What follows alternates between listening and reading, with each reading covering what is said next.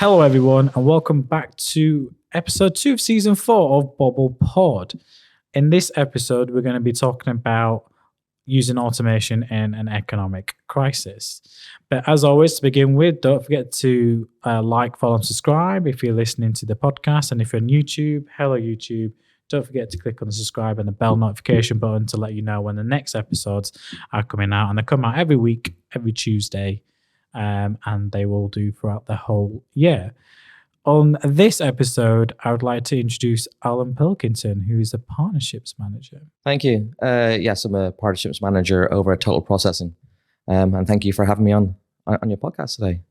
Me and Alan know each other have known each other for a while. So it's not just because Alan works at Total, he's a partnerships manager, he's on here. It's that Alan's had a lot of extensive experience, which I'll let him explain shortly, within the world of automation.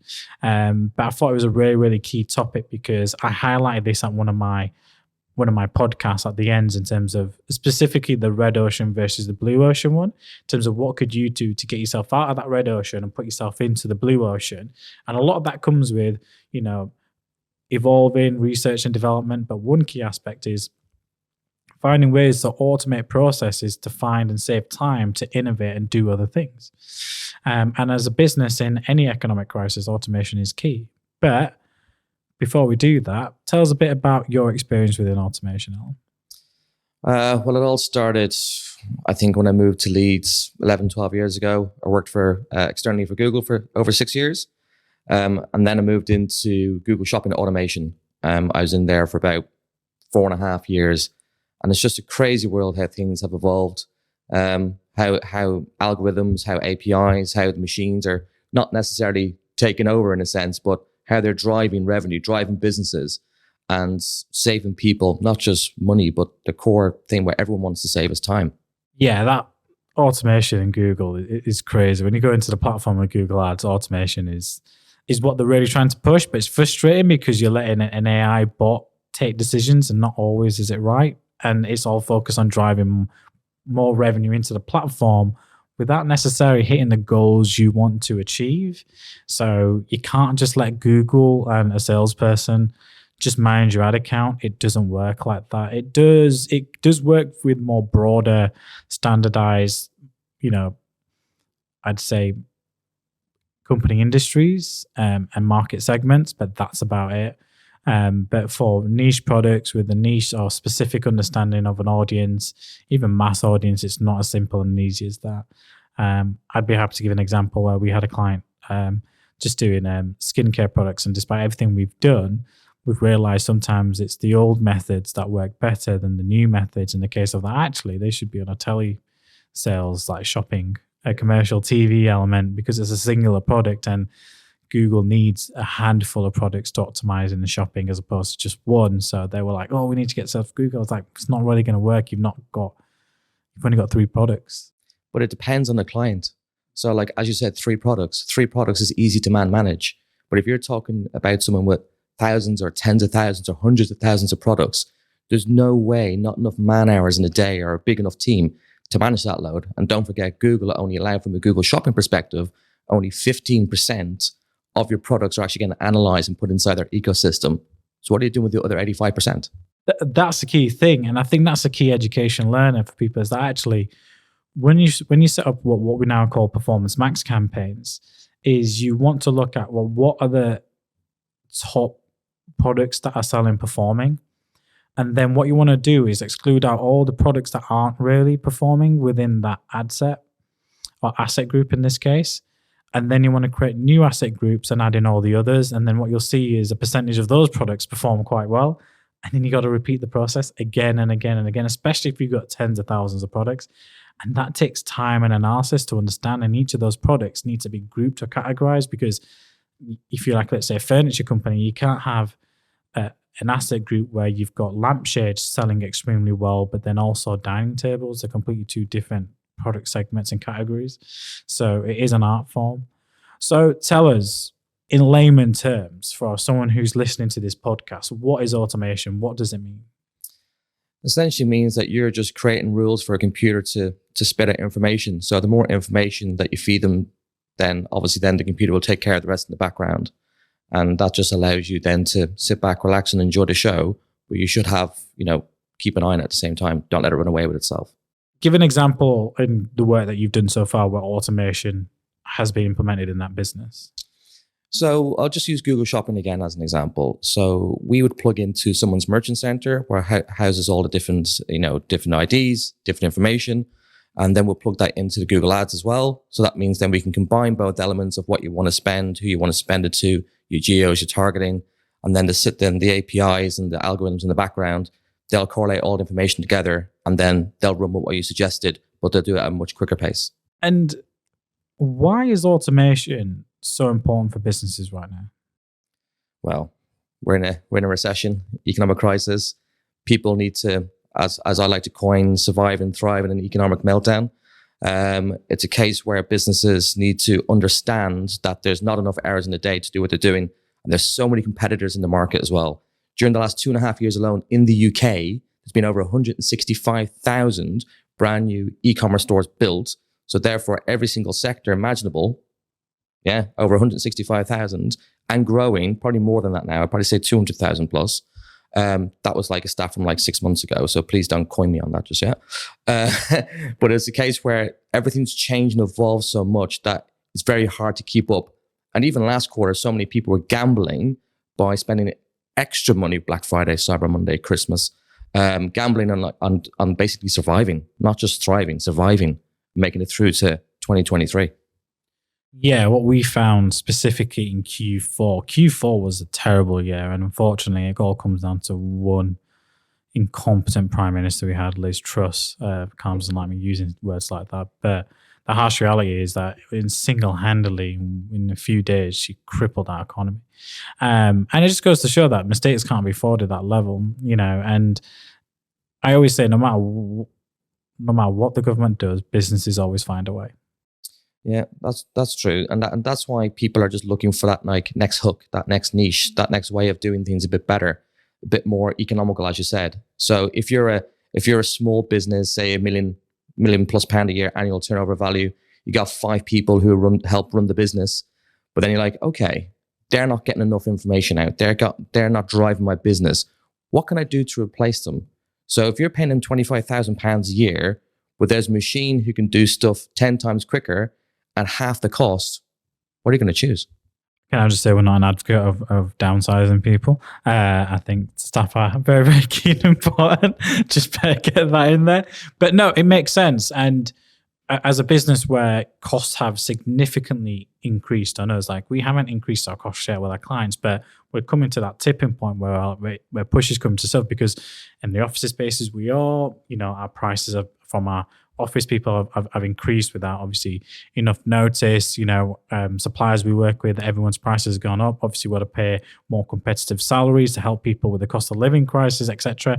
Everything just hits and it becomes a cost element. And then as a business, you do have to find ways in terms of, well, how can I streamline certain processes to maximize our output I get, which is where our Bobble Insights platform comes into. And I mentioned this last year, and I'm not going to go into detail of it because it's for our clients. It's part of our USP element, and we're not here to sell or promote.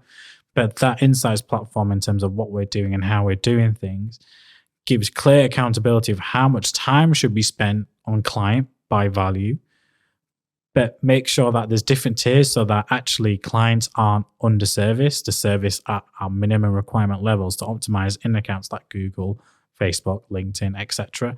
But increasing some automation elements in place that we can have sense check and actually have accountability on it as well.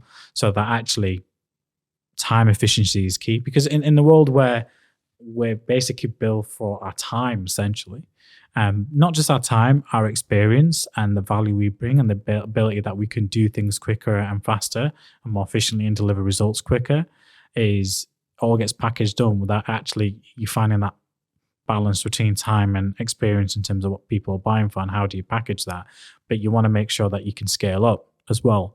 And in the current situation, I've highlighted a number of times before on the podcast, is that actually recruitment is our biggest challenge. So whilst we can't recruit, what we can do is bring new talent in through grad schemes and elements like that, which we've launched. And we've had a new grad join us in January alone, which is fantastic.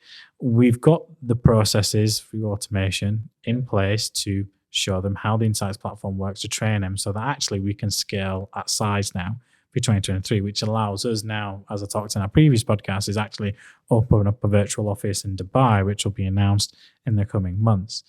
So yeah, very, very important. The next question I have for you is what's the cost of this? In a crisis, can businesses afford to implement elements like this? Is there like a cost benefit analysis that businesses need to do? It really depends what you're after. There's so many different things, like obviously different things going on social media, on Google, multiple other platforms. What you have to do is weigh up what you're losing versus what you can make. So for example, if you're a business that does like, I know, £100,000 in spend, I'll use Google Shopping again as an example. And then if you can actually work out, okay, that 100,000, 50 grand of that a month is doing nothing. It's sitting there. It's actually losing me money. Then that's money that you can reduce from that side if you get some automation in, whilst using the money that's being burnt to actually then bring in more staff members. So you can actually increase staff capacity, keep staff retention, because when people are coming to poach your staff and stuff as well. I'm sorry to talk about the human side as well. Apologies, but it's important to understand. It's just as important. It's important to understand that it's the people that drive the business, not the automation. Remember that. The automation is there to help drive the business, but it's the people that are going to guide the automation, if that makes sense, by creating the rules and the logic behind it. Okay. But from a cost saving exercise, yes, I think automation is great. But remember, there's also a lot of other people out there that are claiming their automation is fantastic, when indeed it's actually not doing a great job. So be very, very careful and mindful when you're choosing a particular service. I guess that's a great point, because yeah, you can say you're using automation, but it's using the right place. And that's where staff are key, because I come back to the Insights platform. The breakdown obviously was led by me, but then we needed insights from the team in terms of, well, actually on these elements, what's missing? You guys know, you're in it. What are the basic elements we need to cover off? So it was, it was driven by the team. It was driven by a human element. What are the key pain points that you find within automation? It can be very hit and miss. Again, it depends on the business, because there's not one automation that suits all sectors and suits all business models, and especially with the spend side of things. So if you're a small business and you're spending, I don't know, on your paid social or your paid media, £1,000 a month, probably not for you. But if you're a massive business spending 50 grand, 100 grand, £1 million, in some cases I've seen recently, a week on your ad spend, then yes, it's something you should deep dive into. But I wouldn't just pick one person on recommendation. I'd probably get deep dives or audits or insights from a multitude of different companies and then make a commercial decision that way.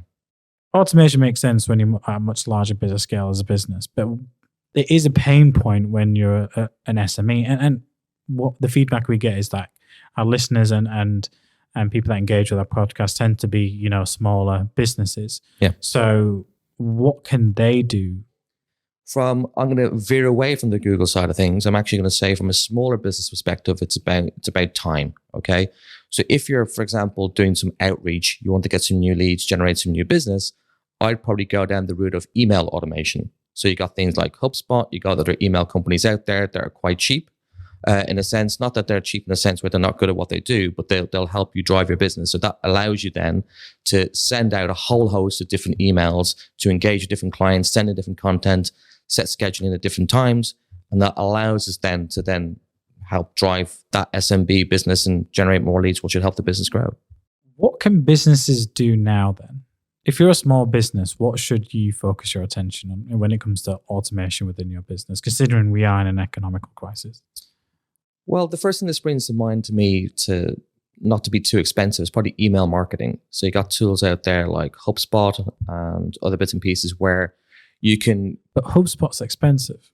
I know there's a free version of it. It can be expensive. Well, that's if you're going that's if you're going to go down to the enterprise level and stuff. But initially for the free stuff, like you said, it depends on how many people you're going after. I don't think it's that expensive initially. You got HubSpot, you got Apollo.io, which is also very good to get numbers, to get emails, but also it does sequencing on there as well. And that's actually not expensive. I think it's like $20 a month initially. So it's not expensive. But the point I'm trying to make is that if you're a small team and a small business, very, very hard to do 100,000 things at once during a year, whether it be calls or emails or whatever. This is a good way to automate it, get a clear, concise marketing message across, send them some content out. You can schedule it. There's so many different things you can do with it, but it's a massive benefit to a small business trying to grow, in my opinion. So I've been there and done it quite a few times over the last few years. Yeah, I mean, I can't make any more further comments on that, and that sentiment is the best way to explain it. Is like, if you are a business, look at things that you can begin to automate and take off your own plate. We do that ourselves with our own business development. We have our own CRM system. We use platforms like Force24 to automate our email elements. We have the exhibition.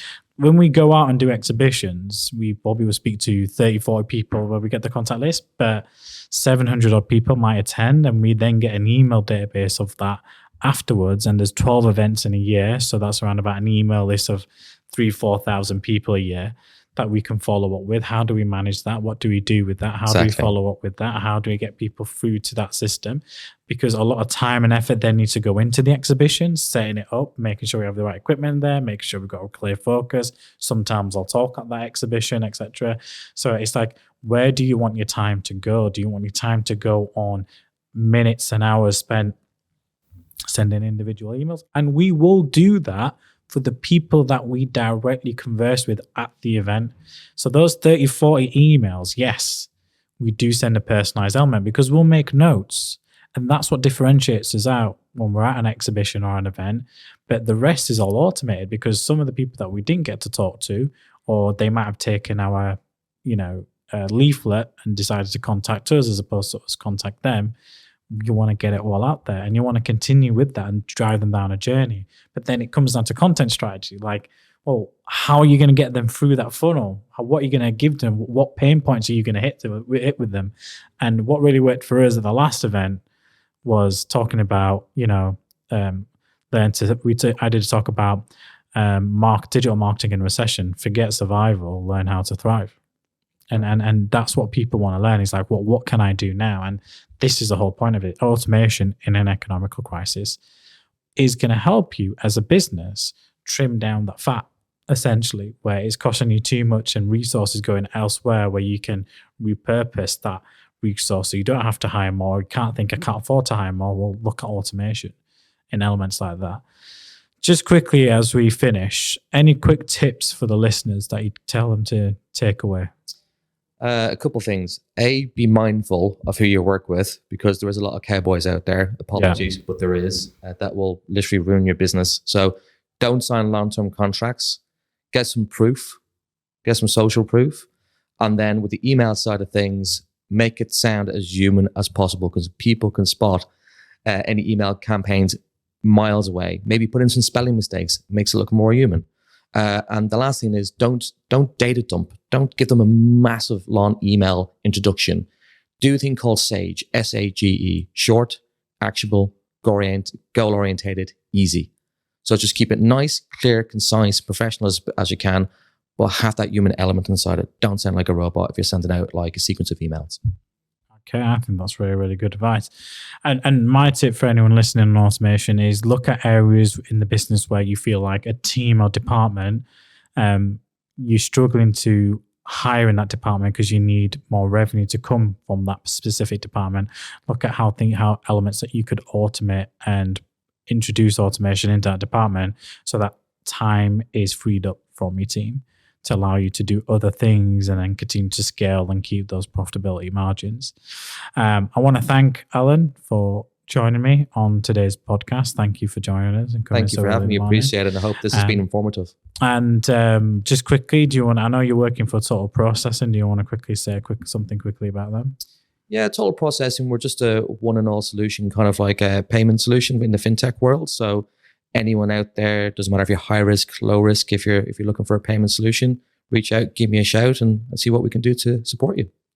Probably something relevant if you're a big e-commerce company and you're spending a lot of money on transaction fees and you want to look at making spendings and savings on elements like that, which could be contributed towards marketing spends. definitely something to reach out to. We will make sure that Alan's details are shared out for that if anyone is interested. So thank you again for joining us, Alan. Thank you again for everyone who's been listening to this podcast. I can't wait to catch you on next week's episode, which I'm really looking forward to. And we have another guest coming up. This time it will be Adam Oldfield from Force 24. A very interesting talk about, again, AI and automation as well. So thank you for listening. Don't forget to like, follow, subscribe, and please do give us your feedback. If you're on social media, don't forget to use the @BobbleDigital, and don't forget to use our hashtags, #MrBobble, #AskBobble, and #BobblePod. And we will get back to your questions, and it helps us dictate the types of topics and what you want to hear and the elements you want to focus on. So if there's a specific topic you want to hear about, reach out. You can reach out also on our website, www.bobblepod.co.uk. Thank you for listening.